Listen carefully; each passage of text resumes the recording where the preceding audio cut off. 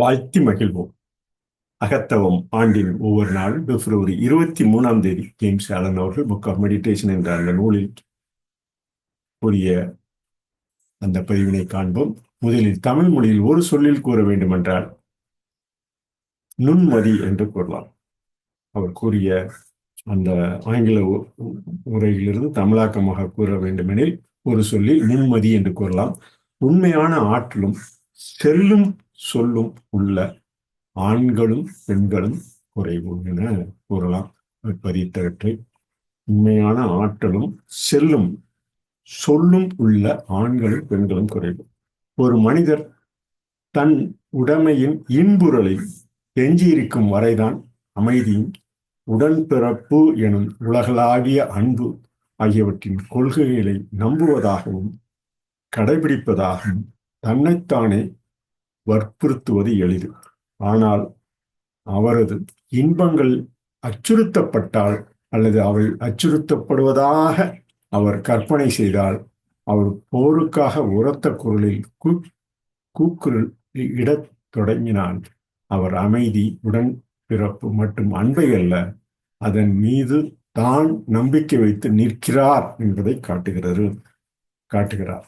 ஆனால் சண்டை தன்னலம் மற்றும் வெறுப்பை அல்ல என்று கூறலாம்.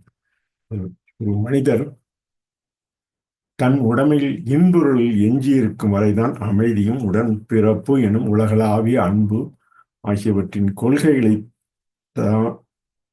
நம்புவதாகவும் கடைபிடிப்பதாகவும் தன்னைத்தானே வற்புறுத்துவது எளிது. உலகளாவிய அன்பை கொள்கைகளை நம்பி கடைபிடிப்பது, தன்னைத்தானே வற்புறுத்துவது எளிது. ஆனால் அவரது இன்பங்கள் அச்சுறுத்தப்பட்டால் அல்லது அவை அச்சுறுத்தப்படுவதாக கற்பனை செய்தாலும், போருக்காக உரத்த குரல் கூக்குரல் இடத் தொடங்கினாலும், அவர் அமைதி, உடன்பிறப்பு மற்றும் அன்பை அல்ல, அதன் மீது தான் நம்பிக்கை வைத்து நிற்கிறார் என்பதை காட்டுவதே ஆகும். எனவே சண்டை தன்னலம் மற்றும் வெறுப்பை அல்ல என்று புரிந்து புகழையும் உயிரையும் இழக்க நேரிடும் என்றும் அச்சுறுத்தும் போது தனது கொள்கைகளை விட்டுவிடாதவர், ஆற்றல் உள்ளவர், அவருடைய ஒவ்வொரு சொல்லுக்கும் நிலைத்து நிற்கும் மனிதர் பின் உலகம் போட்டும் தலைகீழாக வணங்கும் மனிதராகிறார்.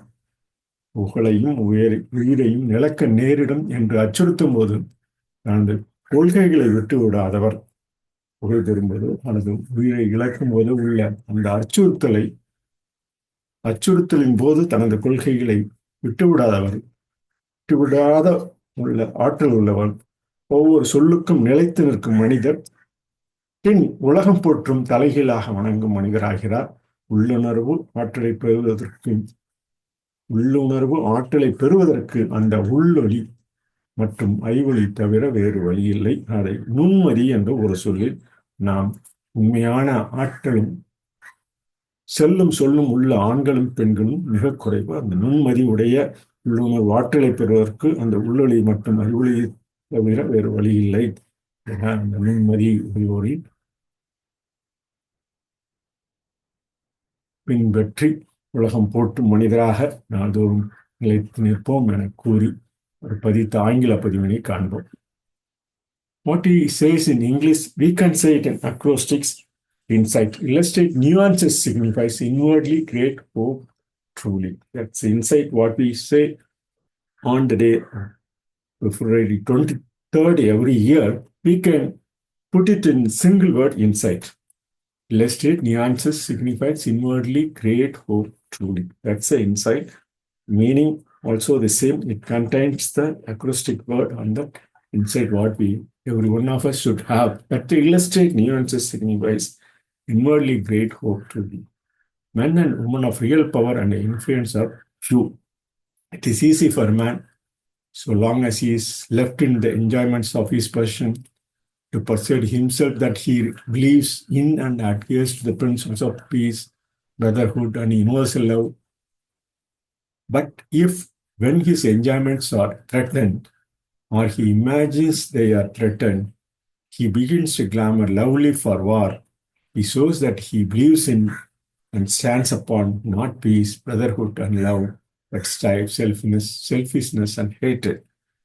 He who does not desert his principle when threatened with the loss of every earthly thing, even to the loss of reputation and life, is the man apart, is the man whose every word endures, is the man whom the afterworld honors, reverses, and worships. There is no way to the attainment of spiritual power except by that inward illuminations and enlightenment. So, the inward illumination and enlightenment, we can say it in acrostic. Inside illustrate nuances signifies inwardly great hope truly. What we can say on the day February 23rd. ஒரு சொல்லில் நாம் கூற வேண்டும் என்று நுண்மதி என்று கூறி பிப்ரவரி 23ஆம் தேதி பதிவினை நிறைவு செய்கிறோம். நன்றி, வணக்கம்.